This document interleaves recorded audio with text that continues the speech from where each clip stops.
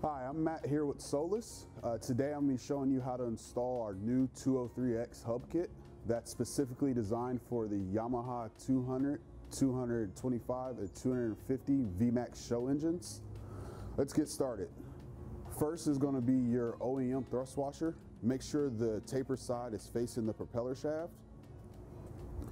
Then next we have our RBX thrust washer. Make sure that the cavity matches on with the OEM thrust washer. Then we have our Pro L3 propeller.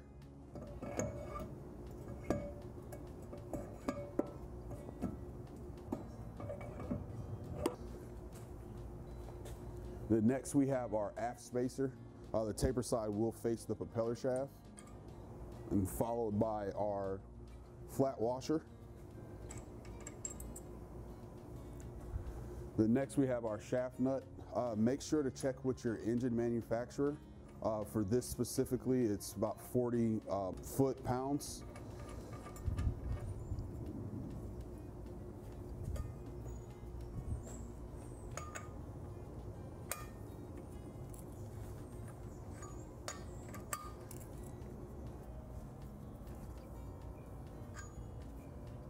Lastly, we have our cotter pin.